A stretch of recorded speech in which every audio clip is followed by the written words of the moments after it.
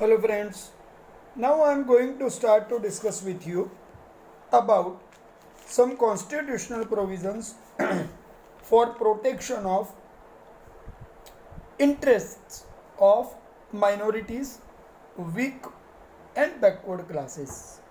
Means here we will understand that which steps have been taken or has been described according to the constitutional information which are required to protect minorities, weak people, and backward classes in India. Right? So, if we talk in a detail, we can say that many provisions are there.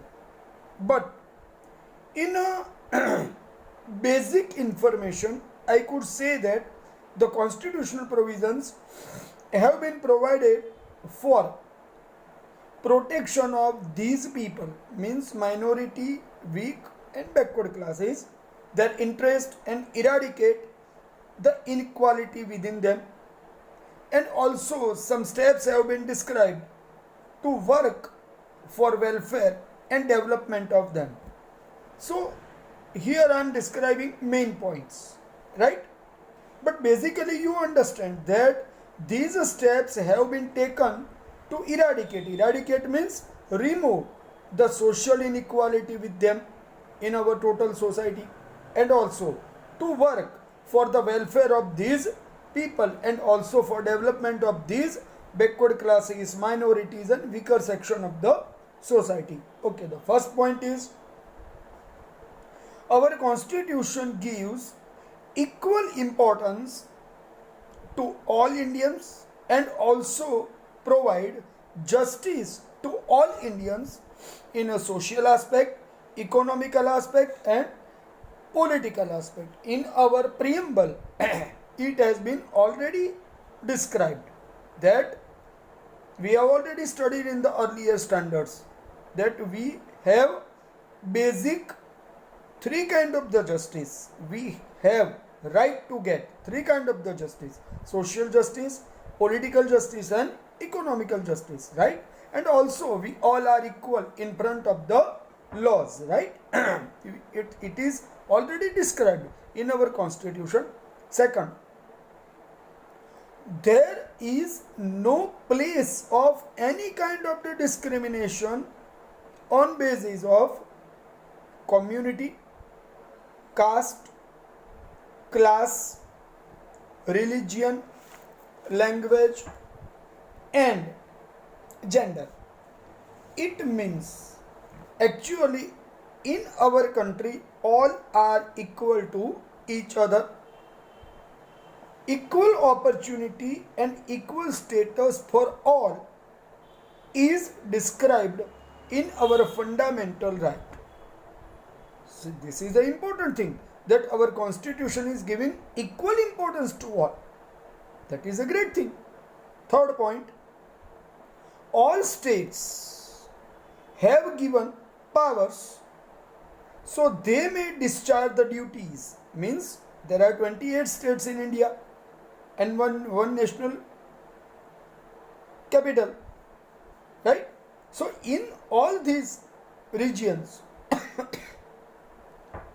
the administration has complete power to discharge their duties for the welfare of the people living in those respective states.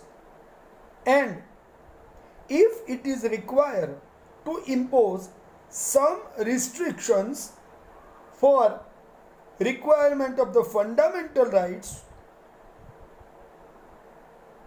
to protect weaker section of the society and backward classes of the society, if the states need to do, then our constitution has given enough permission to do them for the welfare of backward classes, minorities and weaker section of the society, whatever necessary to do, right? Okay, the fourth point is there is a big important right is given, right to follow the religion as we want to follow. See, from which family we have taken birth, it is naturally not in our hands. But our constitution gives us freedom that even from any family, any person has right to whichever the religion they personally want to follow, not by burden of any other person. Keep in your mind, right? Okay. The main objective behind all this thing is to see that our fundamental right is must be protected. So any person can follow religion of his or her choice, right? Okay. Next point is constitutional help is also available for minorities, weaker section of the society and backward classes of the society, for giving them equal opportunity, justice and status in all over the country, so every person become the equally capable to develop on their own way. Nobody could stop them, right? Also, in our country, from 1951, different 5-year plans have been implemented. Now you can ask me question, what's the meaning of 5-year plan? See, from 1951, 5 years different plans are implemented, and in these plans specific objective is being set, the goal has been set, and government tries make efforts to fulfill this goal. Ultimately every goal reach to the welfare of the people in a whole. So in what is the basic purpose, you think? For the upliftment of the poor people, and more of the poor people are coming from the weaker section of the society, so it is necessary to develop their lifestyle, and for that purpose these different 5-year plans have been implemented for ultimate objective of welfare and development of the people. So here I have described 6 points. 6 points I have described. Again I am repeatedly giving some main points. First, giving equal status to all, and also provide us 3 kind of the justice: social justice, economic justice and political justice, right? This is the first. Second, our constitution has not discriminated any of the person from other person on basis of community, caste, class, religion, gender, educated, rich, poor, anything. See, discrimination means divide one to another person. Also our constitution has given equal opportunity to all for welfare and equal status to all for development of themselves. Right, my friends? Okay. The third point was all states have given powers for welfare of the weaker section and poor section and the backward classes and the minorities to save and protect their fundamental rights. States have powers to take necessary actions, right? It is completely described in our constitution. Next point is right to follow the religion whichever we want to follow. Nobody can restrict, not even the family has right to restrict us, right? As according to our fundamental right. But it is clearly stated that neither any person will follow any religion under pressure of any other person. That is clearly stated. The next point is the main objective behind all these changes are to give equal opportunity and equal status to minorities, to weaker section of the society and the backward classes in our society. Ultimately, for upliftment of them and development of them, right? Okay. Last point is, I already described, I am already repeatedly describing the points, so you can understand easily, right? In our constitution, upliftment of the all people is the basic objective or welfare of the people. For that purpose, our government has taken steps from 1950-51 through different 5-year plans, and these plans are for ultimately for upliftment of all people. Basically, who needs more attention? You can think poor section of the society, and poor section are coming from the weaker classes, backward classes, who have not given importance, so they need more attention, and in the 5-year plans they have been given importance, right my friends? So here I have described constitutional provision for the protection of weaker section, poor section and the backward classes of society, right? Okay. Now the next point I am going to start is minorities. See, first you need to understand what is called minority. See, there are two words, majority and minority. Majority means large number of the people on one side, and minority means lesser number of the people on one side. So in our society, this is a natural thing. There are some in minority and some in majority, but on a basis of religion or language, there are such group of people of minorities and of majorities. Actually, in our constitution, there is no specific definition is described for minority, but in general way, it is spoken that a group of people forming less than half of the total population of any region or a country is called minority. I repeat, a group of people forming less than half of the total population of a region or a country could be spoken as minority. Means which group of the people is having less than the half of the people. If we consider total division in 50-50% each, when we think that majority will means more than 50% and minority means less than 50%, right? So in that way, who are less than half of the total population means less than 50% of the population is group of a country is known as minority.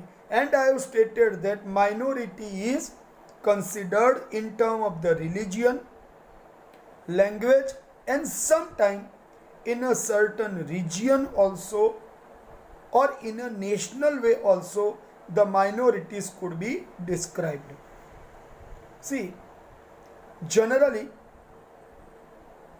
at the local level, means in the national level or at the local area or the regional level, minorities concept always taken differently.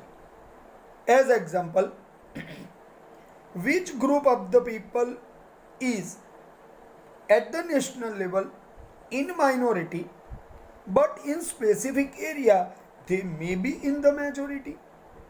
Same way, some persons are in the majority at the national level, but in specific area they could be considered at the minority. In that way, the concept of the minority at the regional level or at the national level is always differently considered. But the basic concept is which group is in the less than the half population is considered as minority.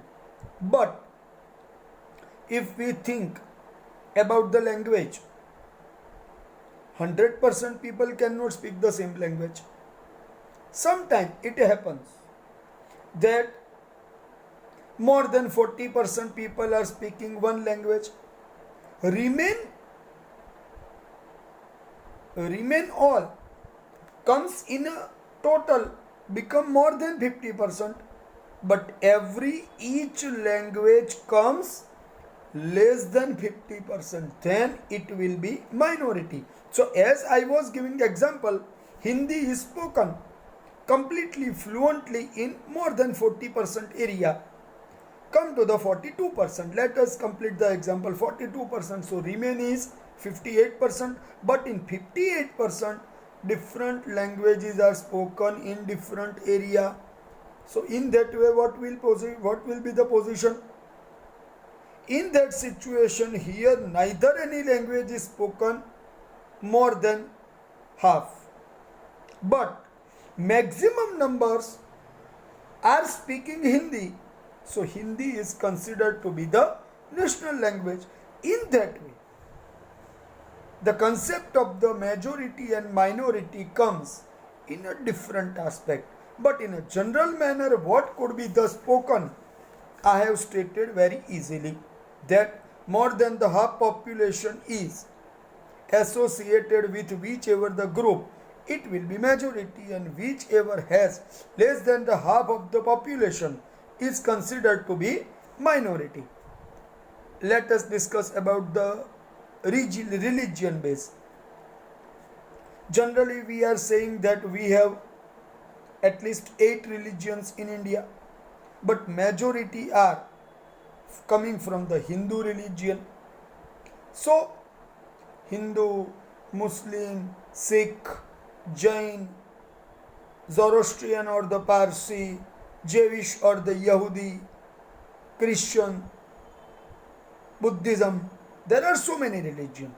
But out of them, I have stated one thing, that at the national level and at the state level, at both the level, the majority and minorities concept could be different.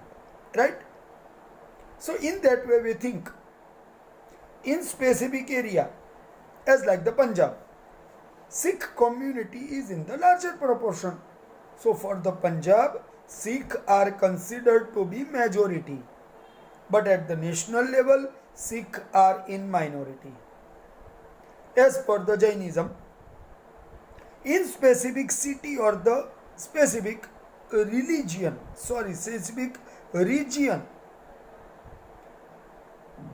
if Jains are in the majority in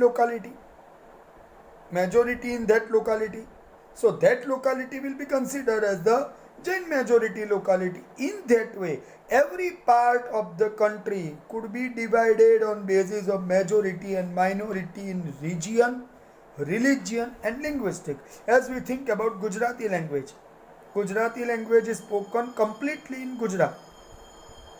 But in all over India, is it spoken completely? No. For Gujarat area, state of Gujarat, Gujarati is the majority, language of the majority people. But in the overall India, it is not coming in the majority. In that way, the concept of the majority will be different from one place to another place. So it is necessary to understand very carefully. Right? But at the national level, ultimately majority and minority comes very responsibly, needed to be understood very responsibly, not to be narrow-minded, but to be open-minded and broad-minded. We have to be when we are understanding meaning of the majority and minority. Let us consider some important points described here which are necessary to stop narrow-mindedness in the people. See, in India, this is a dangerous problem. It becomes the reason for the destruction of the social harmony. So, to understand this importance of the minority and majority in a very open and broad-minded concept, is required to understand. Okay, in India, minorities are always equally sharing the rights with majority. No one is deprived from enjoying their rights equally. All fundamental rights are available for all. Also, some special provisions are arranged in our constitution for protection of importance of minorities, so they should not realize any discrimination on religion basis, on cultural basis, on linguistic basis, right? So first point, you remember that a national minority commission has been set up. Remember this point. In India, national minority commission has been set, and this minority commission has to see that the rights, interest, welfare and progress of the minorities must be protected. I repeat, the rights, interest and welfare and the progress of the minority must be protected, is required to be taken in care and note of National Minority Commission. So in that way, in a general manner, who is in the majority, but in specific area if they are in the minority, then for them, for that area, national level majority if comes in the minority in that area, then they can contact minority commission for protection of their right also. This is a larger concept. So minority commission does not mean to be national level, it means to be in a general manner, right? Okay.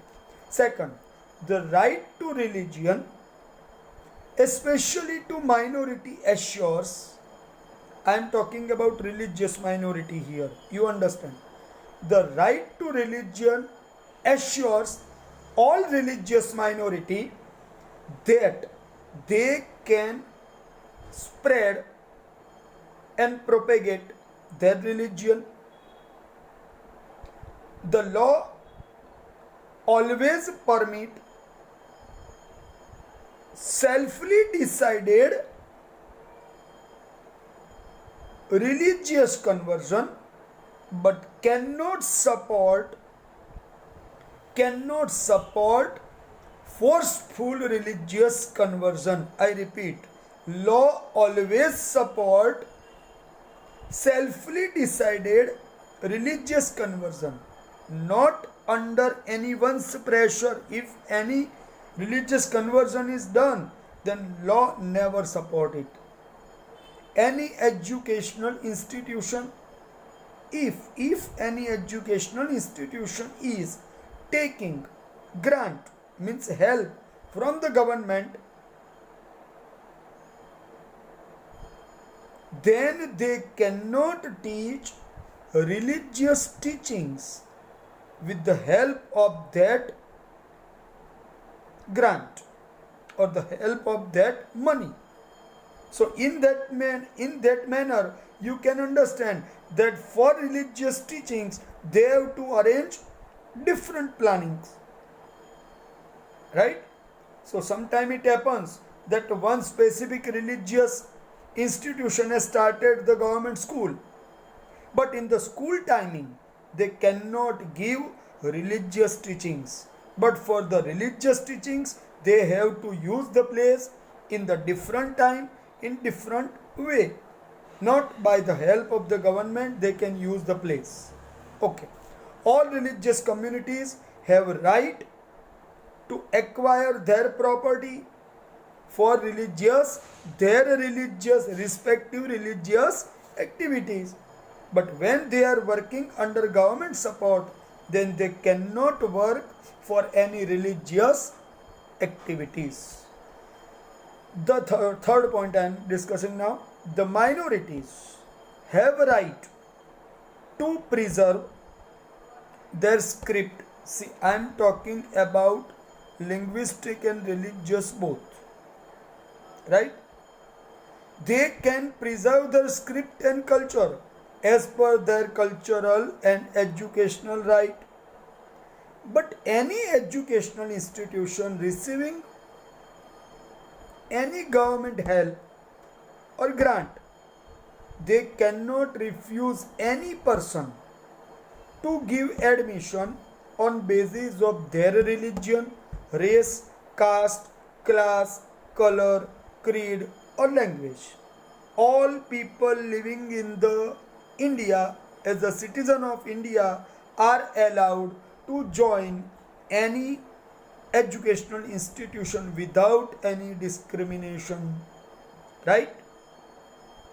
Also, it is clearly stated that every section of society or division of society has right to keep their language and script, protect it, also to develop it also by their own way, the script of their own choice, also to establish and run the educational institution for protection and growth of their culture. Everybody can do it. Okay, one more point, remember that our government at any state has to provide facility to run primary educational institution in their mother tongue, to give primary education in their respective language.